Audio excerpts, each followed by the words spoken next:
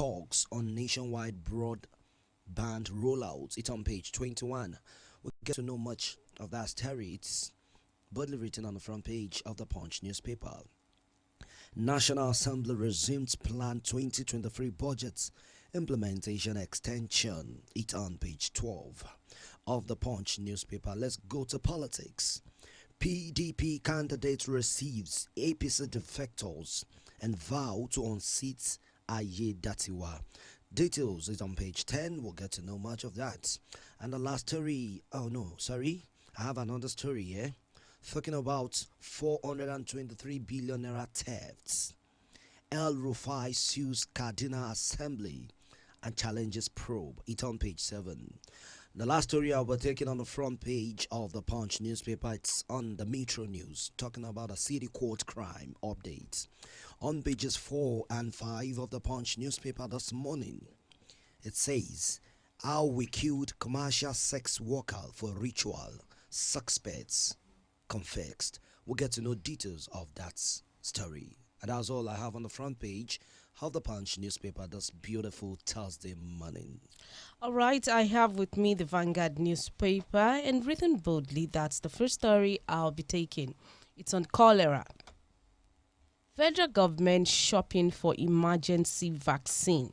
And it has few riders as Nigeria records 54 deaths, 1,579 cases in 32 states. That's according to NCDC. And another rider here says poor sanitation, contaminated water, reason for spread. And that's a statement from Sanwo-Olu. And another rider here, the last rider says display product essential information, Lagos government directs stores. To read details of the story, it is on the page 5 of the Vanguard newspaper, just in case you are interested in that story. Another amazing story I have here is on the page 12. Protesters want declaration of emergency in Rivers. It says as Fubara alleges protesters attempt to bomb hotel. That's on the page 12. In case you're interested in that story, do want to pick up the Vanguard newspaper to read details. Moving ahead. On 432 billion naira probe report, ex-governor El Rufai drags Kaduna Assembly to court. That's on page 13 in case you're interested in that story. It is on the Vanguard newspaper. And on page 10, Osun Monarch, 4 others docked for alleged arson and robbery. That's on the page 10 of the Vanguard newspaper in case you are interested in that story. Moving forward, I have from pen to profit. Federal government reaffirms commitment to free press. Let me take that again. Excuse me. From pen to profit, federal government reaffirms commitment to free press. That's on page 9 of the Vanguard newspaper. And on the page 19, on Forex, CBN discontinues price verification system as criteria for import on page 19 of the Vanguard newspaper. Moving ahead, I have on the page 7 on Edo Guba. Ojesua loses Benue, and that's according to Amnesty International. And it is on the page 13 in case you're interested in that story. It is a really sad one. And the last story I have on the front page of the Vanguard newspaper is sport news for my sport lovers. 2026 FIFA World Cup, that's the title on 2026 FIFA World Cup. Ugbade tips Bafana to qualify ahead Super Eagles. That's on the page 30. That's on the sport page of the Vanguard newspaper, page 30. And that's all I have on the front page of the Vanguard newspaper this morning. All right, the next newspaper we'll be looking is the Guardian newspaper. And on the front page of the Guardian newspaper, the headlines making the round this morning is talking about the terrific hike inflation of health, whereby it's tagged as out of pocket. High cost of care eats public hospitals on injured patients. It's on page 6 of the Guardian newspaper, and we have some tips under that, which says hospitals insist on deposits payment before care. A patient's caregivers stranded over 150% hike in costs. Our patients explore cheaper, unsafe alternatives and are back on cautions. Over 90% of Nigerians still have no health insurance. Others can be found on page 6 of the Guardian newspaper. We get to know much of that story. Northeast home to over 2 million uneducated children, says UNICEF. It's on page 9 of the Guardian newspaper. Nigeria recorded 75,000 new HIV infections in 2023, says NACAL. Details can be found on page 5. Shadow of presidential aircraft hangs over NAS emergency sitting today. It's on page 6. We have the picture of the chairman on it. Hundreds of APC members decry hunger, the camp to PDP in Ondo State. It's on politics. It's on page 7 of the Guardian newspaper. Now let me move straight to this story making the rounds across the nation and has become epidemic. Cholera. Nigerian records 54 deaths, 1,579 cases in 32 states. Day by day, we have increased rates of cholera, the outbreak of cholera.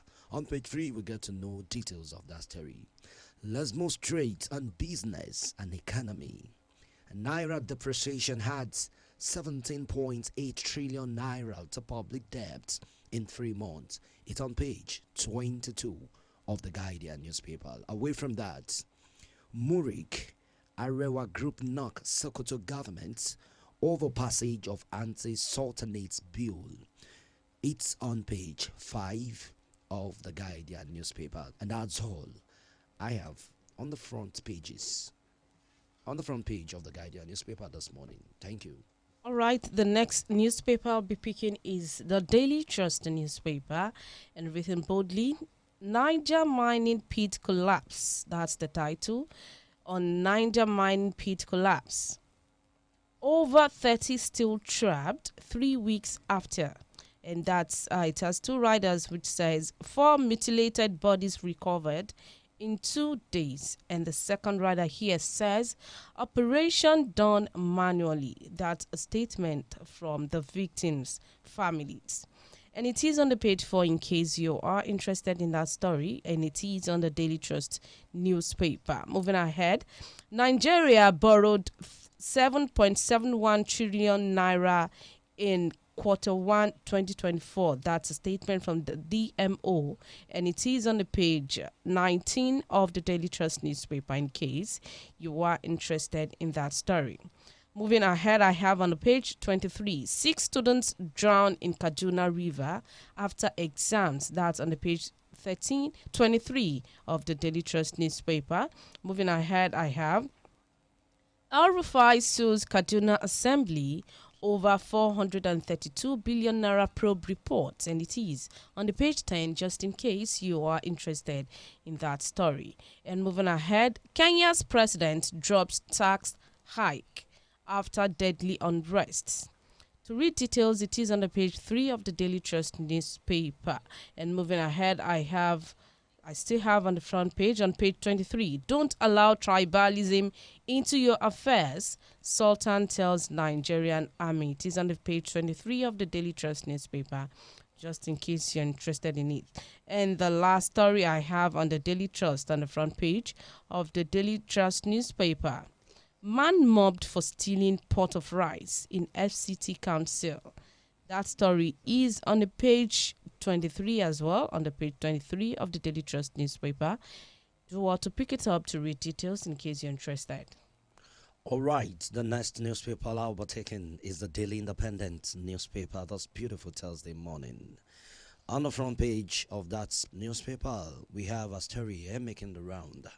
Tinubu vows to sustain war against drugs, illicit substances. It has one rider whereby it says drug test kits must form homes, schools, and offices, according to Mawa. We get to know details of that story. On reverse crisis, explosion at Hotel Ploy to foist states of emergency, according to Fubara. It has a rider which says Pro-Wiki ex-local government chairman may freeze council's accounts. Reps disclose this. Lagos proactive steps averted catastrophic outcome in cholera outbreak. The governor disclosed this. Sanwo-Olu. Tinubu not working against interest of North. Shatima disclosed this. We get to know details of that story. And I'll move straight to page 7. AMCON's conflicting profit report calls for worry. Still on page 7. Dangote says fire at refinery won't affect operations. Still on page 7. 11 trillion economy dollars. NGS unveils e-offering platform in readiness for banks recapitalization. That's business and economy updates. Now let me flip down to page 6. Waba El Rufai sues Kaduna Assembly over 432 billion naira probe reports. Still on that same page, Hamid deploys 177 personnel to Guinea-Bissau for peacekeeping. We get to know much of that story. Only government policies can enhance access to quality medicines. Obi disclosed this on page 6. And that's all I have on the front page of the Daily Independent newspaper this morning. Do not go anywhere. It's Erie 96.1 FM Morning Rush newspaper review program. All right, the last story, the last dailies I have with me is the Nation newspaper, and written boldly on the front page. It says, banks face tough conditions in recapitalization drive. That's what it says, and it has just one rider which says, CBN targets strong banks capable of supporting government's $1 trillion GDP by 2030. That's what it says on the front page, and it is on the page 2 of the Nation newspaper, just in case you are interested in that story. Another story here I have is on the page 25 of the Nation newspaper. National Assembly reconvenes today after recess. That's what it reveals on the page 25, just in case you're interested in that story. That's on the page 3 in case you're interested.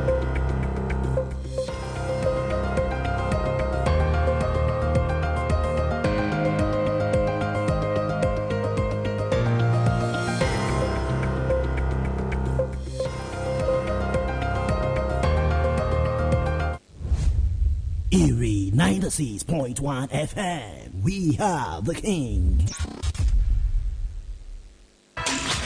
Feeling stuck? Need a boost of inspiration? Look no further. The dew of motivation is here. You are listening to Erie 96.1, your favorite radio station for non-stop classics. We are the king. You are locked into Erie 96.1 FM, the majestic station that rules the sound waves.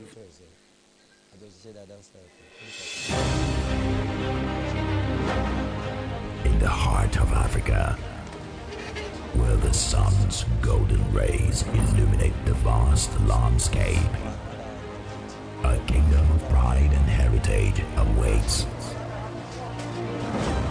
Welcome to the realm where royalty thrives, where the spirit of kingship echoes through the ages. Discover the majestic allure of being a king. This is Erie 96.1 FM. We are the king. Feeling stuck? Need a boost of inspiration? Look no further. The dew of motivation is here.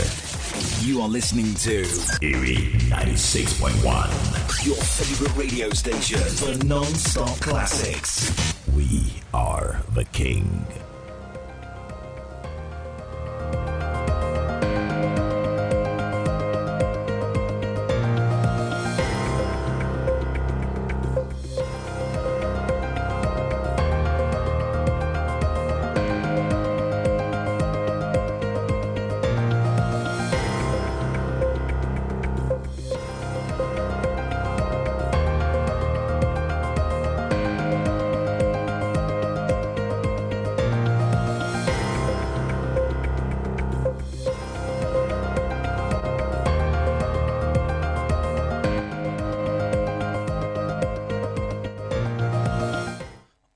welcome back to Erie 96.1 FM. It's the Morning Rush newspaper review program where we'll give you updates on what is happening in Nigeria and also across the nation. And in time, we'll give you details of the headlines we read to you, talking about minimum wage. I'll be taking my story from the Punch newspaper this morning. On minimum wage, Tinubu governors to discuss at NEC meeting today, Thursday. President Bola Ahmed Tinubu will discuss the new national minimum wage with state governors at the 142nd meeting of the National Economic Council at the Aso Rock Villa, Abuja on Thursday today. The president's chief of staff, Femi Gbajabiamila, revealed plans for the unusual appearance when he spoke in Kano while leading a high-powered delegation to commiserate with Vice President Kashim Shettima over the demise of his mother-in-law. Delivering the president's condolence message to Vice President Shettima, Gbajabiamila disclosed that President Bola Ahmed Tinubu would be attending the scheduled NEC meeting held on Thursday, described the plan as unusual. He is indeed saddened and he wished he was here with you. You know, our very president is very ubiquitous. He can be in a million places at the same time. But unfortunately, this bill, as you well know, calls for him to be at the seat of power. Indeed, he will be joining you tomorrow, and that is how important his presence in Abuja is right now. He will be joining tomorrow at the NEC meeting, which he ever hardly attends. This might even be the first meeting, that Gbajabiamila said.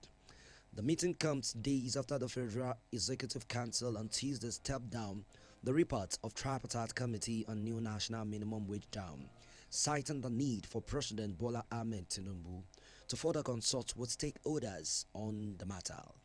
They comprise state governors, local government authorities, and the private sector. It just said the council deferred acting on the memo given that the federal government is the sole stakeholder on the national minimum wage issue. That memo was stepped down to enable Mr. President to consult further, especially with the state governors and the organized private sector, before it makes a presentation to the National Assembly before an executive bill is presented to the National Assembly. So I want to state on the new national minimum wage, Mr. President is going to consult further so that he can have an informed position, because the new national minimum wage, as I said, is not just an issue of the federal government. It affects the state governments, it affects the local governments, it also affects the private sector, and that is why it is called the national minimum wage. It is not just an affair of the federal government.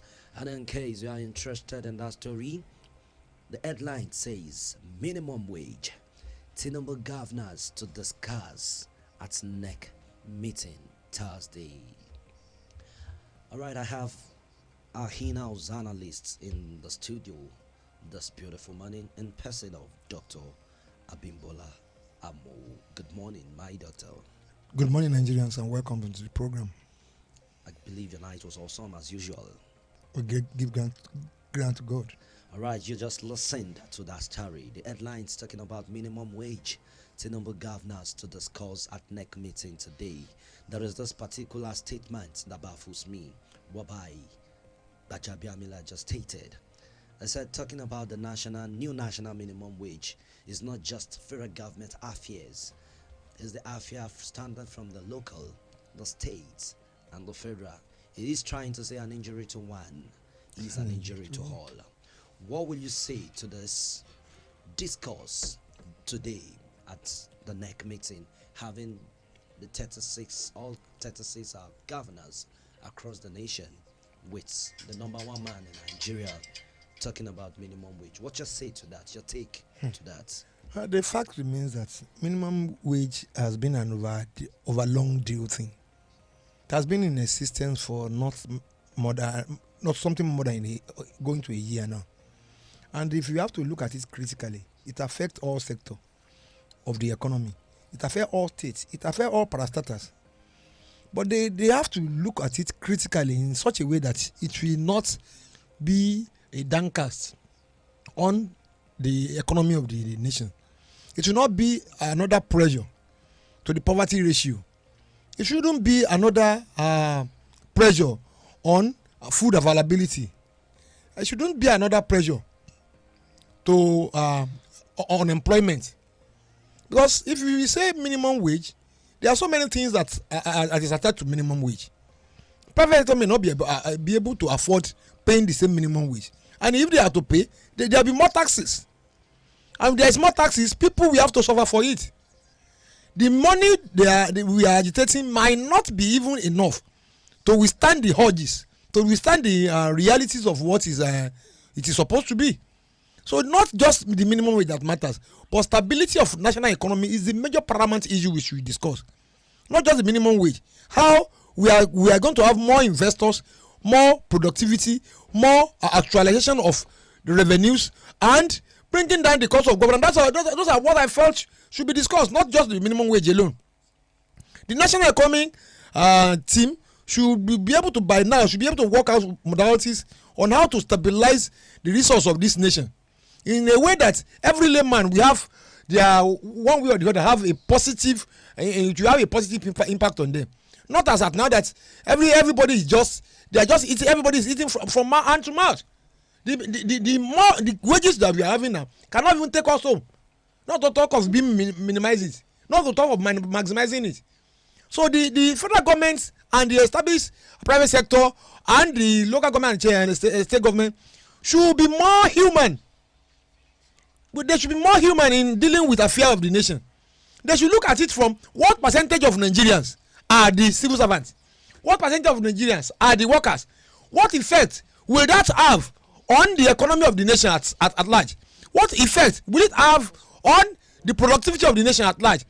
Is the minimum wage it will be in the same line with the productivity capacity of the nation? Are we able to meet up with the demand and availability of natural resources that we are having to meet up with the minimum wage, or are we not going to be eventually getting loans to service our debt and to service the minimum wage? That's my own take about that. Doctor, I see you're really boiling hard. And an injury to one is an injury to all. We are all in it together. All right, now, Doctor, let me put it this way. Now, let's look straight at the figure they're proposing. 250,000 naira, both organized unions, the NLC and the TUC, still wants it 250,000 naira. While the federal government and the whole peers are saying they won't go more than 62,000 naira. Now the face of the governors are on board. Are you seeing the intervention of the governors in today's meeting with the number one man in the nation, our president, a positive one or the other way around? What figure would you think they would finally propose? The fact remains that at the initial stage, the federal they propose 500,000 or thereabout, 400 something thousand or thereabout. Now they are insisting on bringing in that 250,000, and as at 62,000, the federal government has said it point and clear that they may lay out some workers. That means that not all the workers in the federation will have the access to it, and some of them will even lose their job. So if you are not saying that the minimum wage should go to 250, that means tactically the workforce will be reduced by to about 1/4, because the federal government will make you to realize that it is what you are generating that you are going to pay, and they cannot reduce the cost of governance. That is what is paramount to the federal government. The state government also, the cost of governance is stagnant. But the minimum wage will be a thing that will always be causing crisis. There was another time that we had that the legislatures they are giving about 300% increment in their wages. Do they fight for it? Do they really want it? Can we say because they are in the legal settings or the judicial settings, they have to be automatically be given an allowance that should be buoyant, much more than the other sectors? So we have a serious crisis in this nation, and until we are ready to face the crisis the way it should be, to adjust to the reality of our crisis, that is then we are moving. Doctor, in my own point of view, now let me direct this question to you from your own perspective. To alleviate poverty and eradicate economic hardship in our dear nation, Nigeria. Talking about this new national minimum wage. From your own angle, your own end, what figure would you think the money proposed should be to elevate poverty in this nation? May I make this one clear? Okay. No figure elevate poverty. No figure. No figure elevate poverty. It is the economic principle of a state that they are able to manage that we eradicate poverty. You're talking about management here. Exactly. We have all it takes in terms of human resources. We have all it takes in terms of natural resources, and the environment is very suitable for us. Then, Nigeria is a nation whereby each and every citizen is entitled to a minimum of 1 million naira. That's the minimum. Because if you look at the economic status of this nation now, everybody lives just to live. So if you are not within the carcass of the caliber, are you saying we the masses, we are not getting it right? We aren't getting it right at all. All right, shoot. So the fact remains that if the nation can be able to produce what we are losing, Nigeria stops giving out crude oil where we buy petrol. Number one thing we are losing as Nigerian is crude oil. That's number one thing. All right, proceed with what you think we are losing in the nation. Apart from crude oil, okay, you can see, go to public hospitals now. Most of national hospitals. Let us know the numbers of doctors that are available now. No health facilities. No health facilities. Is there anybody that will go to university to go and study medicine? He knows how he got in. Even the patients are complaining that they have no money to care for their health. Even when you don't have money to eat, why would you have money to cater for yourself? Somebody that doesn't have money to eat 3 square meal and you say he's sick. He's struggling. We say let him go and the food will be allowed, be okay with us. So, Doctor, if I'm gonna get you right now, the new national minimum wage shouldn't be what we should focus on. That is just the fact. Nigeria should focus on productivity. Nigeria should focus on stability.